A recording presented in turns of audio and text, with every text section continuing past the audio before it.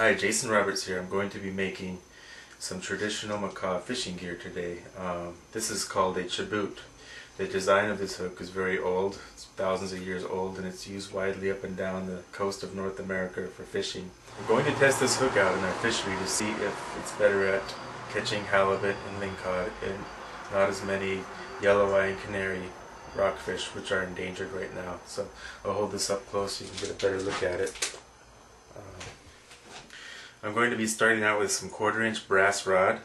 The first hooks, some of the first hooks that were made by the Makah out of metal.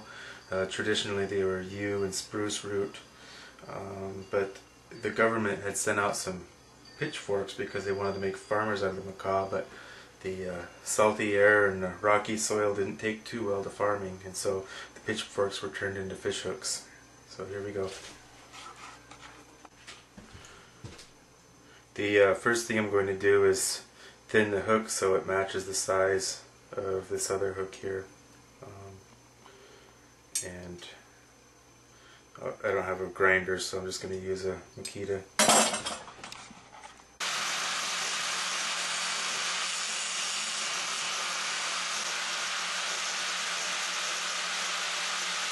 Well, now I have here a rod that was ground down, and I matched the size up as I was grinding. And the length of this is about 11 inches long. This one's cut about 12, and I'm glad I had a little extra room because I made the point too sharp and I was able to grind the point down so it wasn't so pointy anymore. Okay, the next step is going to be to start bending the steel so it matches the same shape as the original Halibut. And I'm just going to try with a pair of with a wrench right now. I may need to apply some heat to get it to bend, but I have no idea how this is going to go, so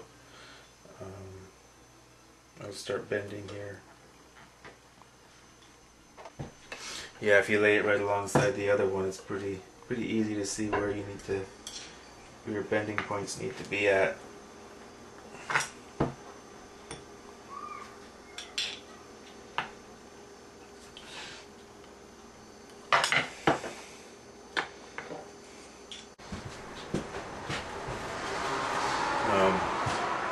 It's pretty easy to do the first bend on the Halibut here. I mean, I matched the two up pretty well, but I'm having trouble with the Halibut wanting to go sideways on the corner here when I get to this hard part. So I'm gonna try to apply a little bit of heat. You can see on the inside here that they had used something in there to bend the hook around, right where my finger's moving. They must have grabbed it with a similar device. Having a hard time holding the metal while I'm bending it, so I'm going to drill a hole here and a couple holes and try to see if that helps.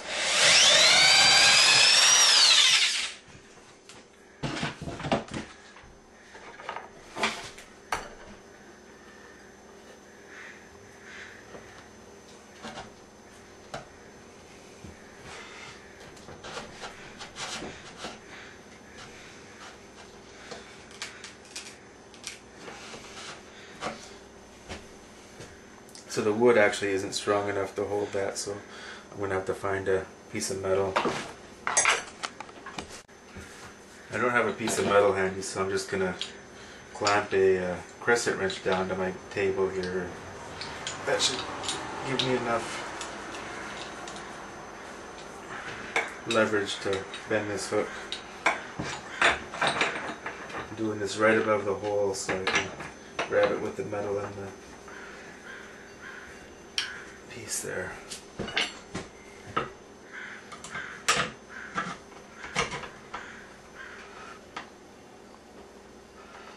Yeah, that's much easier. Well, what I did instead is I clamped this crescent wrench down to the table here, and it's really easy to bend the metal with the crescent wrench because the sharp edges on the crescent wrench grip the sides and prevent it from slipping while you're trying to bend. Really easy to work with. I could probably knock out one of these hooks in 20 minutes now that I know how to do it. After about 20 minutes of bending, I was able to make a pretty good replica. It's not perfectly straight, but I'll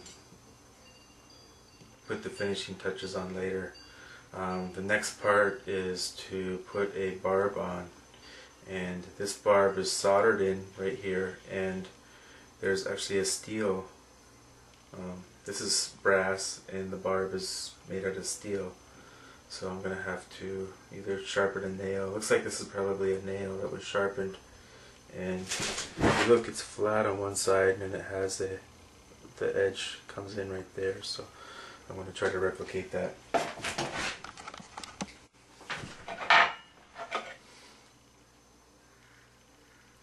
Well, I was able to make a barb for the hook pretty easy.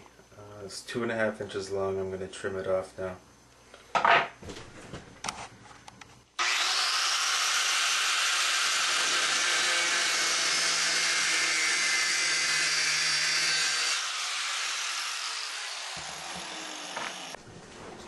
Well, next stage here is attach the steel barb hook to the rest of the chiboutte, and the best I can tell is that this section right here with lead, it was steel, lead, and then brass. It was just kind of gooped around here, and then you have to file off the excess, and then the next stage is to tie it, and you need to make it look like this. So here's one that's not finished. You can see how the older one here, this is a regular fish hook, and then the lead here was just gooped around there, and that's what holds it on.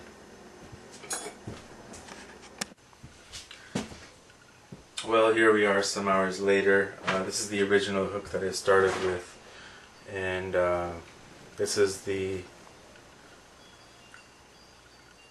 remake that I made. It took me a while to figure out how to do the windings on it, but looks like it would work. Maybe we'll go try this thing out next.